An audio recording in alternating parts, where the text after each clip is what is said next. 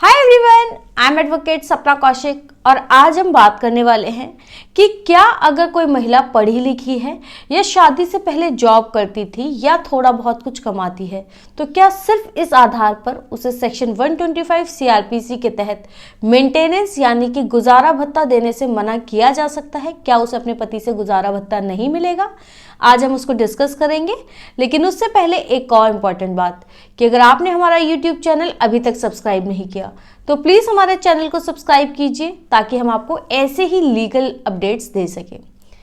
Recently Delhi high court ने एक judgement दिया जिसमें उन्होंने कहा कि अगर कोई भी व्यक्ति, कोई भी महिला अगर पहले कमाती थी, अगर वो शिक्षित है, तो सिर्फ इस आधार पर उसको सेक्शन 125 सीआरपीसी के तहत मेंटेनेंस यानी कि गुजारा भत्ता देने से मना नहीं किया जा सकता।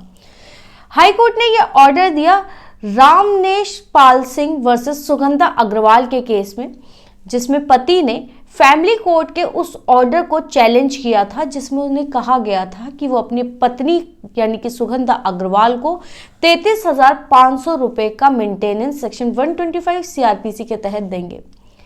पति ने इसको दिल्ली हाई कोर्ट में चैलेंज किया। उसने कहा कि जो फैमिली कोर्ट ने ऑर्डर किया है 33,500 रुपए देने का अपनी उनकी पत्नी को, ये ऑर्डर गलत है और वो इसको चैलेंज करते हैं। उन्होंने ग्राउंड्स दिए कि पहली बात तो ये कि उनकी पत्नी पैसे कमा पाने में सक्षम है, वो खुद का गुजारा कर सकती है क्योंकि वो पहले एक टीचर रही थी और अर्न करती थी।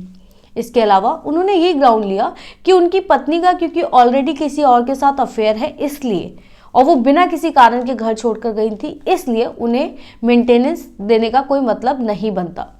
हाईकोर्ट ने इस पर टिप्पणी करते हुए कहा, दिल्ली हाईकोर्ट ने कहा कि सबसे पहली बात तो ये कि कई बार महिलाएं परिवार के लिए अपना करियर छोड़ देती हैं, वो कमाना छोड़ देती हैं, अपनी जॉब छोड़कर परिवार की देखभाल करने के लिए जॉब छोड़ देती हैं, जिस वजह से उनको घर में ध्यान देने की वजह से उनकी इनकम बंद हो जाती है। दूसरी बात ये कि महिला का मान भी लिया जाए कि अगर उनका कहीं अफेयर चल रहा है तो ये ट्रायल का विषय है। ये जब केस चलेगा तो दोनों पार्टीज अपने अपने सबूत कोर्ट में देंगी, एविडेंस देंगी, वहां पर डिसाइड होगा। जबकि सेक्शन 125 सीआरपीसी का जो उद्देश्य है, जो ऑब्जेक्टिव है, वो ये है कि जब भी कोई महिला अपने पति का यानी कि अपना वैवाहिक घर छोड़ती है तो इमीडिएटली तुरंत उसको रहने के लिए जगह चाहिए, कपड़े चाहिए, बाकी जीवन यापन के लिए उसको कुछ पैसा चाहिए होता है। उसकी फाइनेंशियल सपोर्ट के लिए सेक्शन 125 सीआरपीसी का सहारा लिया गया। इसलिए सेक्शन 125 सीआरपीसी को लाया गया कि महिलाओं को फाइनेंशियल सपोर्ट इमीडिएटली दिया जा सके। महिला अगर अडल्ट्री में है, बिना किसी कारण के घर छोड़ के गई है, वो सब ट्रायल की बातें हैं, वहां पर पार्टीज अपना एविडेंस देंगे, वहां डिसाइड होगा। और वहां अगर ऐसा डिसाइड होता है, वहां ट्रायल में ये पता चलता है कि महिला बिना किसी कारण के घर छोड़ के गई थी या अडल्ट्री में थी, कोई ऐसा कारण था, तो वहां पर बाद में अकॉर्डिंगली फैसला लिया जाएगा। और सेक्शन 125 सीआरपीसी में अगर कुछ मेंटेनेंस दिया गया था और वहां पर पाया जाता है कि वो महिला ऐसे किसी कारण से घर छोड़ के गई थी, तो वहां पर उससे वापस भी लिया जा सकता है। वहां पर ये ऑर्डर हो सकता है कि जो भी मेंटेनेंस उनको दिया गया था वो उनसे वापस ले लिया जाए। लेकिन फिलहाल सेक्शन 125 सीआरपीसी के तहत महिला को इमीडिएटली फाइनेंशियल सपोर्ट देनी होगी। बेशक वो पहले कमा सकती थी, कुछ कर सकती थी, लेकिन अब उन्हें ये करना होगा। उनको सेक्शन 125 सीआरपीसी में इमीडिएट फाइनेंशियल सपोर्ट देना होगा।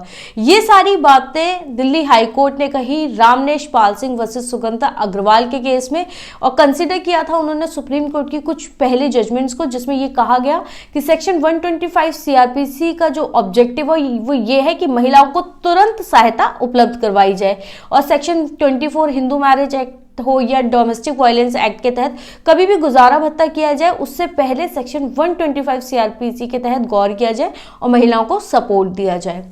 आपको ये वीडियो कैसा लगा और आप किन और मुद्दों पर वीडियोस चाहते हैं, प्लीज कमेंट सेक्शन में बताएं।